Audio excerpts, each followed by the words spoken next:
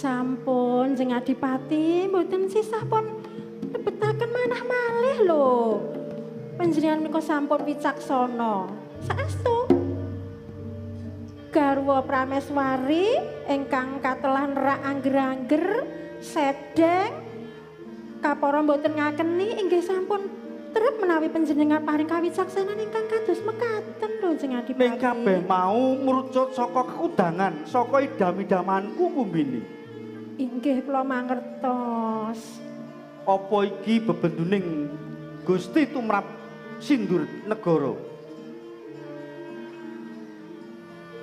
Mbok menawi saged ngaten nanging sampun kersanipun Kang Mbok Setyaningsih kalian Jabang Bayi linggar saking kadipaten mboten menapa-menapa.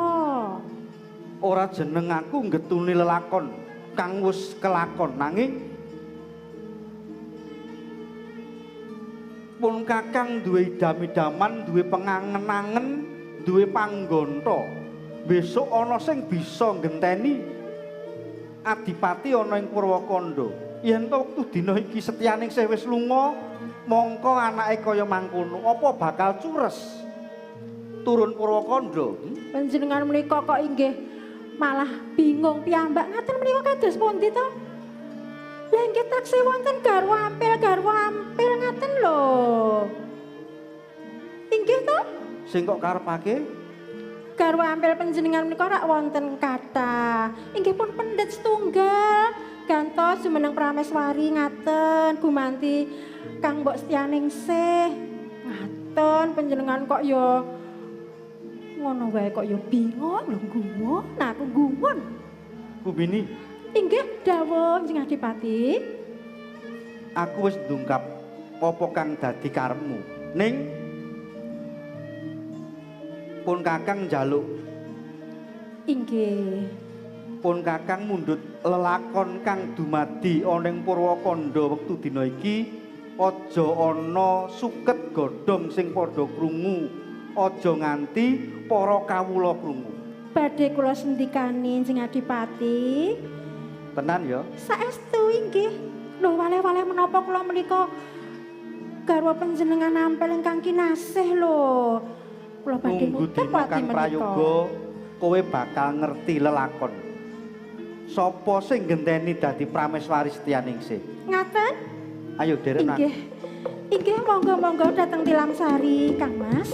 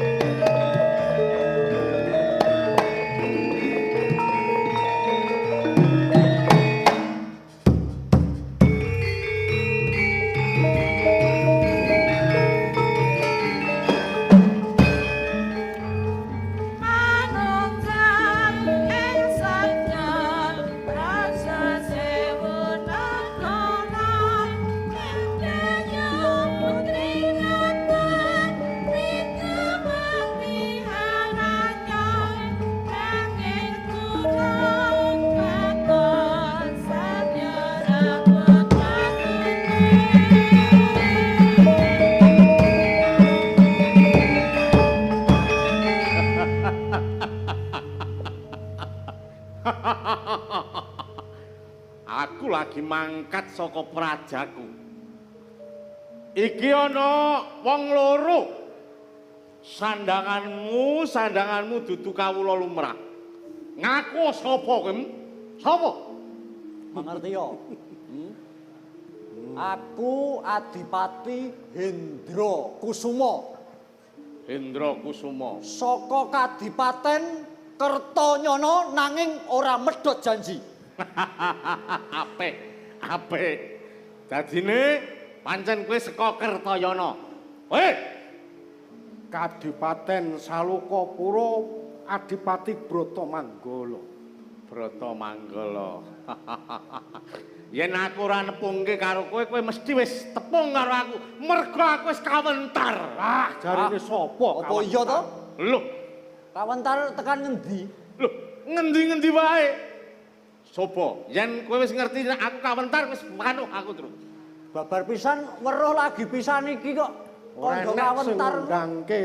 Yen ngono Dapurmu sabamu wong loro kuwi adoh pitik. Piye? Sabamu mung adoh pitik. Kowe ora tau metu-metu ora ngrungokne pawarta. Aku iki Adipati Gurdhanagara. Sapa? Gurdhanagara Ora kondang Gurdhanagara. saka Selapura. Oh, bola-bali nek negara saka Sela kuwi. Sela kuwi rak watu to. Mripatmu ketutupan watu bener. Nah, kuwi. Oh, negaramu tok tutupi nganggo watu sapa sing arep weruh? Watu. Nalare iki lho. Watu nggo ngepruk kowe apa piye? Hus, lho. Lawaran Mangsamu iki jotok ngasorke liyan. aja sembrono lho. Aja sembrono, aku ki calon mantune ratu. Kowe lah saya ngomong. Mantune sapa? Rakawan juntrunge. Ratu Ratu sapa? Purwacarita. Lho. Telok men ngangkat putra mantu kaya dapurmu Aja kuwi ngaku aku lho, wong kowe. lanang apa Purwacarita. Lah aku kepengin takon saiki. Awake dhewe wong telu ketemu ning tapel wates Praja Purwacarita. Kowe mesti arep mlebu ning Purwacarita, kowe ya arep mlebu ning Ayo, apa sediamu? Lho, sediaku kuwi arep nglamar putri saka Purwacarita sesilih Dewi Widyawati. Lho kok padha? Aku ya ngono. Lho, kowe iki arep nglamar. Lamar Putri Widyawati. Yen ngono, kowe wong loro saiki kowe bakal kuciwa. Kowe bakal ora bisa kasembadan. Mergo apa? Mergo Dewi Widyawati kowe wis duwe calon. Wis duwe pacangan sing bakal dadi garwane. Kabare Dewi Widyawati duwe Sapa? pacangan. Ora Calone kekrungu sapa? tekan Lho, kadipati. dadi kowe durung krungu. Sapa Durung pacangane? krungu. Calone ya aku iki. Walah. Adipati Selapura. Calone bojone Widyawati. Ngono to? Aku Ngayawara. Kuwi jenenge kowe. Ngayawara. Kowe lintang gayuh cebol kuwi lho. kuwi kualik. Hah? Kualik cebol gayu lintang. Lah ya kuwi sing bener. Mergo apa? Dheweke wis janji, wis prasetya karo aku, ora bakal urip karo sapa wae yen ora suwita karo aku. Pak. Kuwi ketemu pirang perkara ning ngendi papane? Lho, Ngendika kaya ngono kuwi iki. dheweke kuwi mau bengi teko banjur janji-janji tresno karo aku. Bengi. Ya ora lumrah wong wadon nekani wong lanang wengi-wengi ora lumrah to ya. Putri lho, iki putri saka Nalar Purwacarita. kuwi. Bengi-bengi ning prajamu kuwi Ana ing pangimpenku. Walah, ngomong Oh, ngimpi. Lho. Mangsamu. Hei. lah diomo. Aja ngremehke lho. Aja ngremeh wong pangimpen ku aja mbok remehke, aja mbok sepelekke. Wong sing gegayuhan, wong sing wis kasil gayuh gegayuhane kuwi wiwitane saka mung mimpi. Saka mung ngimpi banjur duwe greget krentek budidaya kelakon. Ngimpi Aku iki yo kembangke wong ngimpeke. turu. Gurdhanagara ki dirubung siwur, ngerti ora? Ngimpeke ratu Gurdhanagara Dadi kuwi dirubung siwur kuwi apik ya. becik banget. Disembah-sembah nganggo Sembah sak kawula nganti dipucang lebokke luweng. wong edan. Jajal kowe ndongake aku mati to. Kowe iki ndongake aku mati ngono to. Lah wong dheweke yen kowe ngerti rupane. Dedeke lenjang-lenjang. Sing tak impeke kuwi malah dudu Widyawati iki. Sapa? Ratu saka Selapura. Mbok ngimpake bab apa? Lah, nek nggon pangimpenku kuwi penganggone kuwi saka ira-iraan putih, saka sabuk putih, celana putih, Lho pancen aku jarik dhisik, putih. pancen aku dhisik arep mendita kok. Oh, Pendhita ki pendhita. sarwa putih. Ning kono ana kijing iki. Oh dadi aku mati ngono to? Mati. Lho. Kowe iki mau ngarep nyepelekke wong loro kuwi mau ngarep nyepelekke karo Ratu Selop. Lho yen kowe mati luwih gampang anggonku bakal nglamar si Widowati. Saiki sisan gawe. Widowati ora kena kanggo sapa-sapa kejaba kanggo Ratu saka Selopura. Kadipaten saka Selopura. Yen kowe weruh bangkene Bratamanggala wis gemlundung. Aku wis ngirit prajurit. Aku wis ngirit prajurit.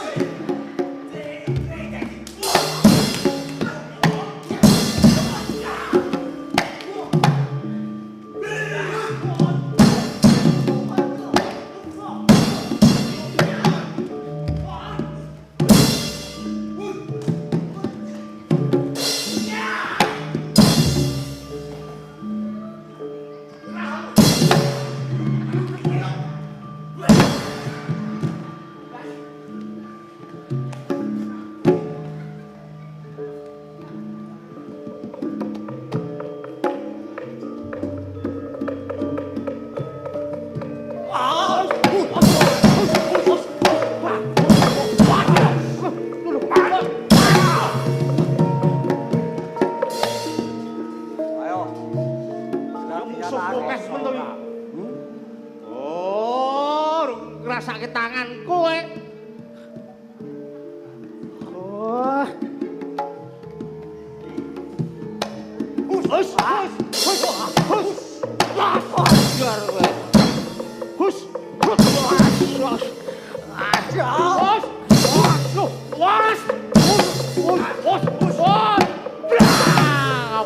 Biar sumyor ora kowe. Lho, apa iki? Was! Hus! Was! Hus!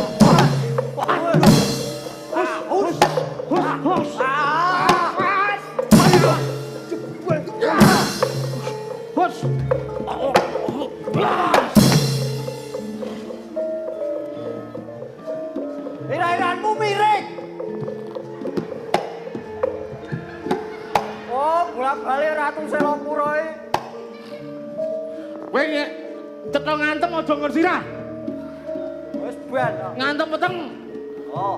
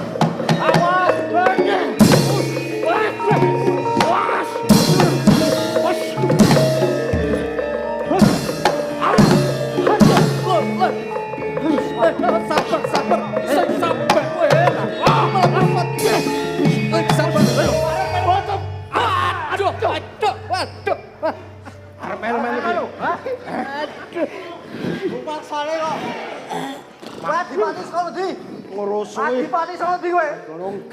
Melu-melu. Ada wong perang dirusui. Hei. Iki sing perjurit ku sing ndi? Sing perjurit ku rene. Balaku sapa? Balaku sapa? Re. Ya namplop iki.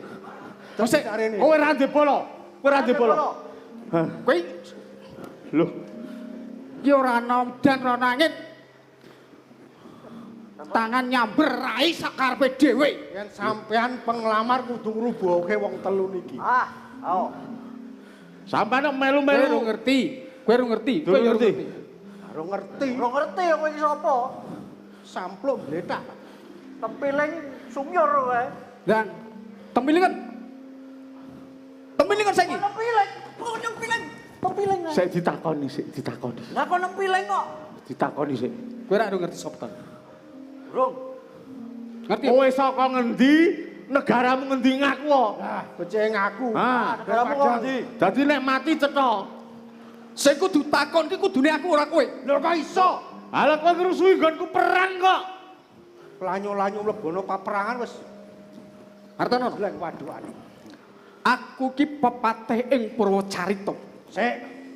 Sopo? Sik. Patih. Pepatih Purwacarita. Coba Bang baleni. Aku pepatih ing negara Purwacari.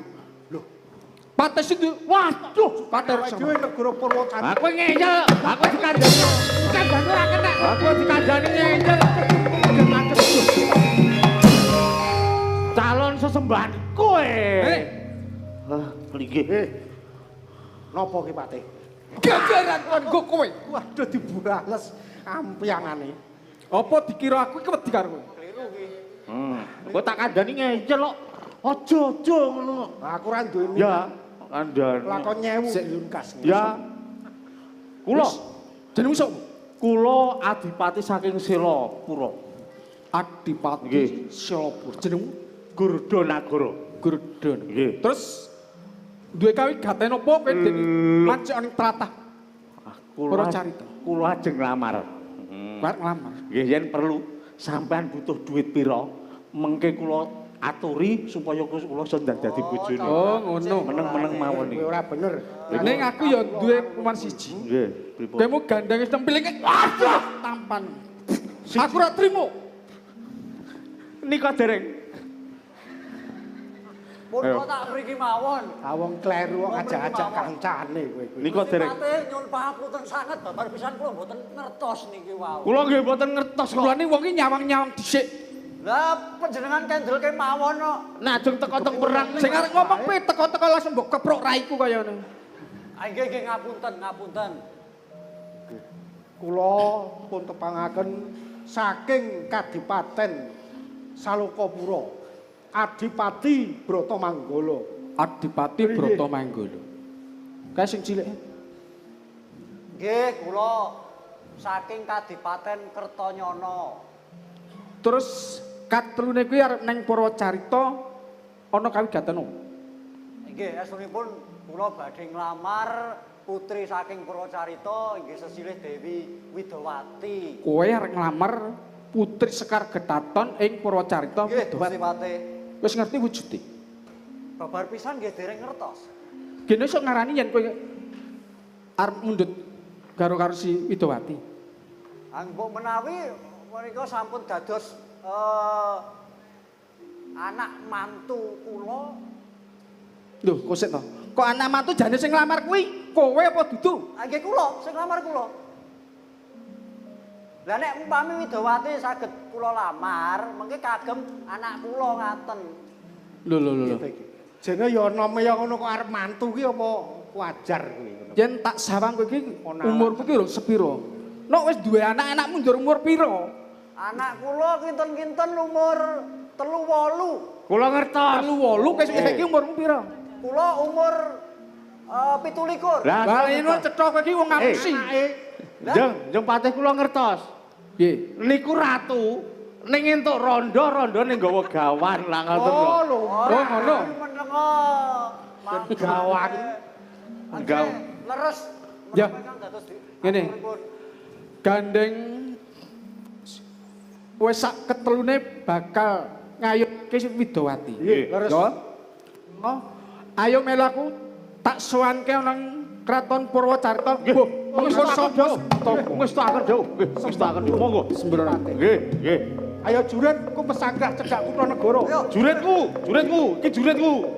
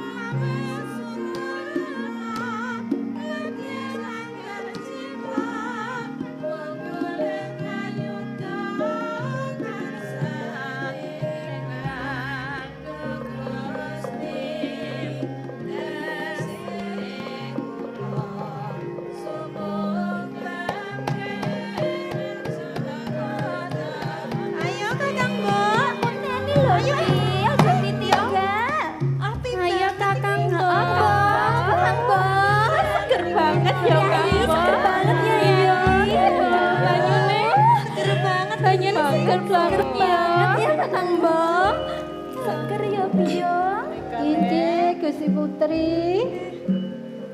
Seger ya, Dek. Yayi, adikku kabeh wae.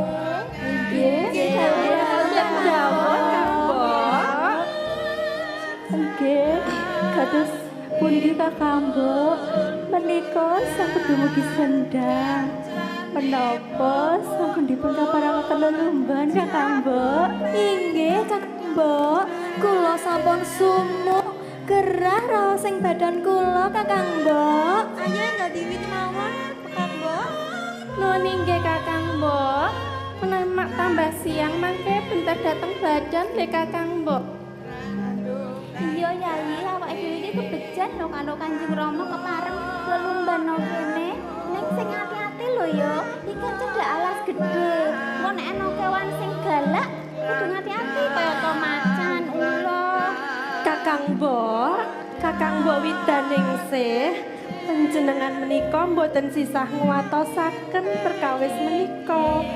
Menawi wonten sato galak, kula menika elek-elek nggih saged bela diri mekaten lho Kang Mbok. Kula menika sampun olah kaprajuritan lho Kang Mbok. Kula ingkang majeng Mas Roro. Oh iya, biyong, bener. Nggih kang ewang-ewang Gusti. Iya Yayi. Kok yen ana ula apa macan dijer piye coba? Iya kudu sing Aduh, ati-ati lho. Yayi Widaning Rom kuwi lho. Wis rasa sumelang perkara kuwi. Mengko yen ana macan, malah macane tak cekel.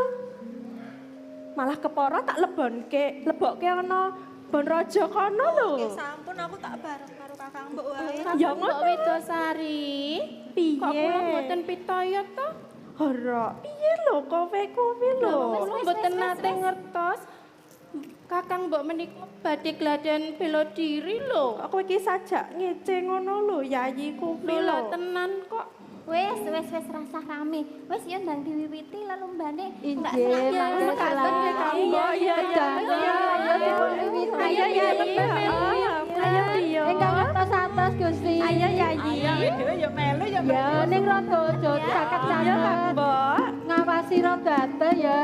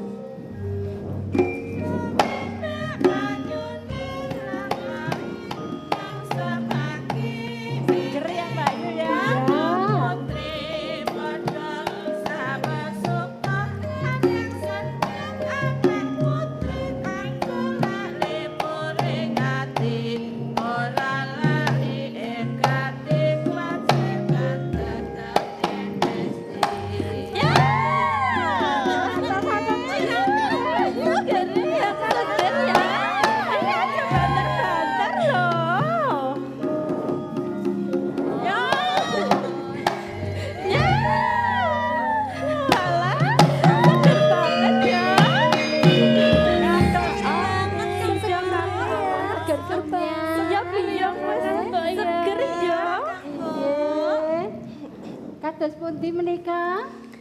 Wes aku wes kesel. Oh sampun. Sampun toh? Ya aku wes kesel iki. Ya wis yo selak surup mengko nak didukani Rama. Inggih, saenipun enggal kondur. Rama kalian ibu sampun nyerantos lho Gusti Putri. Iya ya Kang Mbok. Monggo. Ya Kang Mbok. Ya Kakang Mbok ya. Kok sik mengko dhisik Widowati. Menapa to Kakang Mbok? Kok sajak ana sing beda ngono lho Kang. Menapa toh Gusti Putri? Menapa to Kakang iki?